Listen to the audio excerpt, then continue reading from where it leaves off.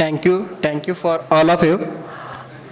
Actually Shivaraj sir ಈಗ already ಹೇಳಿದರು L C C ಹೇಗೆ ಬಂದೆ, ಆಲ್ರೆಡಿ ಮಹೇಶ್ ಸರ್ ಹೇಳಿದರು ಹೇಗೆ ಎಲ್ ಸಿ ಸಿ ಜಾಯ್ನ್ ಆದೆ, ಹೇಗೆ ಎಚ್ ಆರ್ ಅಲ್ಲಿದ್ದೀನಿ ಅಂತೇಳಿ.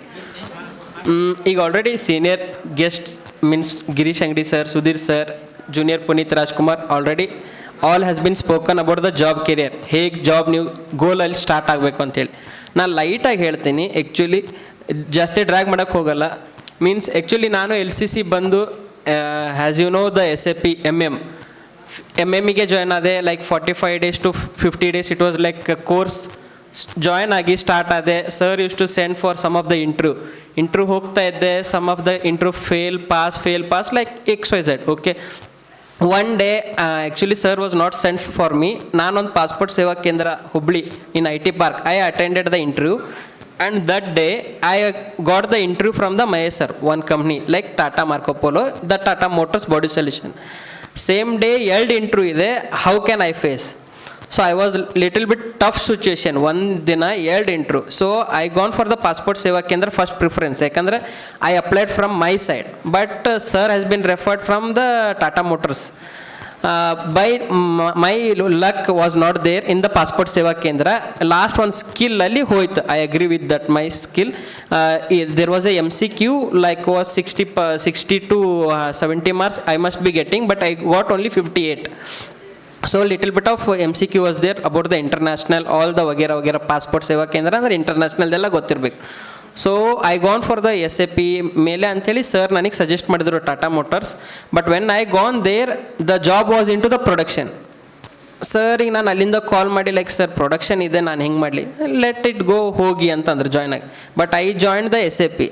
ನಾನು ಒನ್ ಡೇ ಡಿಸೈಡ್ ಮಾಡಿ SAP ಬಿಟ್ಟು ಪ್ರೊಡಕ್ಷನಿಗೆ ಜಾಯ್ನ್ ಆದೆ. ಬಟ್ ಪ್ರೊಡಕ್ಷನಿಗೆ ಜಾಯ್ನ್ ಆದೆ. There my HR, some of the HR has been called me and taken care of the ಪ್ರೊಡಕ್ಷನ್ದೆಲ್ಲ ಹೇಳಿಕೊಟ್ರು. ಆ್ಯಂಡ್ ಅಲ್ಲಿಂದ ಇನ್ನೊಬ್ರು ಯಾರೋ ಕರ್ಕೊಂಬಂದು HR ಕನ್ಸಲ್ಟೆಂಟಿಗೆ ಕರ್ಕೊಂಬಂದರು. ಸಿನಾಟ್ ಸೊಲ್ಯೂಷನ್ ಅಂತ my own firm was there in the 2019-2021. Actually 2 years back ಅದು ಕೋವಿಡಲ್ಲಿ ಕ್ಲೋಸ್ ಆಯಿತು. But it is there in to the Mangalore right now also. My Vinayak sir and Joel Pinto is there head who is leading it. ಅಲ್ಲಿಂದ sir actually Girish sir has bin went. ಅವ್ರು ಅಲ್ಲಿಂದ ನನ್ನ consultant background ಇರೋದು ನೋಡಿಬಿಟ್ಟು they has bin referred for the SSV means Tata Marco ಪೋಲೋದಲ್ಲೇ like ITI reference. ITI I use to refer diploma apprenticeship and BE apprenticeship. Limited seat ಇರುತ್ತೆ because has I told skill will be matched. Skill ಅಂತೂ ಎಲ್ಲ ಥರ ಬೇಕು. BE only like BE diploma ಆಯಿತು, ITI ಆಯಿತು, degree ಆಯಿತು. Not only the percentage. Company will be checking out the skill extra curricular. ನೀವೇನು extra ಮಾಡ್ತೀರಿ, SAP ಬಗ್ಗೆ ಆಯಿತು, ಟ್ಯಾಲಿ ಬಗ್ಗೆ ಆಯಿತು, ಇಂಜಿನಿಯರಿಂಗಲ್ಲಿ ಯಾವುದು ಡಿಸೈನ್ ಬರುತ್ತೆ. ಈಗ ನಮ್ಮ ಮೇಜರ್ ಕಂಪ್ನಿಯಲ್ಲೇ 3 to 5 software you must be knowing. You will be joining one software for the into the LCC, but multi skill ಇರಿ ಅಂತ ಹೇಳ್ತೀನಿ. ಸೊ ಅಲ್ಲಿಂದ like I am referring today morning also I have been made the recruitment for 35 ITI candidate. Morning ಹೋಗಿ ಅಲ್ಲಿಂದ ಫಂಕ್ಷನಿಗೆ ಬಂದಿರೋದು to be frank. So actually for sir sudden ಆಗಿ decide ಮಾಡಿದರು. But I told I have the hiring, you can come by 12 o'clock also. No issue sir, ಆಯ್ತು ಬರ್ತೀನಿ ಅಂತ ಬಂದೆ. ಸೊ ಲೈಕ್ ಯಾವುದೇ ಇರಲಿ, ಕೆರಿಯರ್ ಇರಲಿ, ಸೊ ಜಾಬ್ ಕನ್ಸಲ್ಟ್ ನಿಮಗೆ ರೆಫರ್ ಇರುತ್ತೆ. ಗ್ರೂಪ್ ಜಾಯ್ನ್ ಆಗಿ ಆಲ್ಮೋಸ್ಟ್ ಯಾವುದೇ ಜಾಬ್ ಬರಲಿ ಸ್ಟಾರ್ಟ್ ಮಾಡಿ, ಕೆರಿಯರ್ ಸ್ಟಾರ್ಟ್ ಮಾಡಿ, ಕಿಕ್ ಸ್ಟಾರ್ಟ್.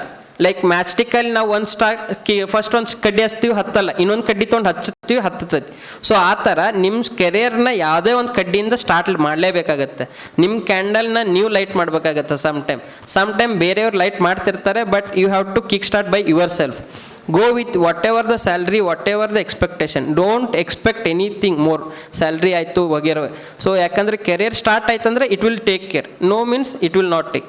ಸೊ ನಾನು ಲೈಟಾಗಿ ಸ್ಕಿಲ್ದ ಬಗ್ಗೆ ಒಂದು ಲೈಟ್ ಸರ್ ಆ್ಯಕ್ಚುಲಿ ಎಲ್ಲರೂ ಸ್ಟೋರಿ ಹೇಳಿದರು, ನಾನು ಒಂದು ಸ್ಟೋರಿ ಹೇಳ್ತೀನಿ.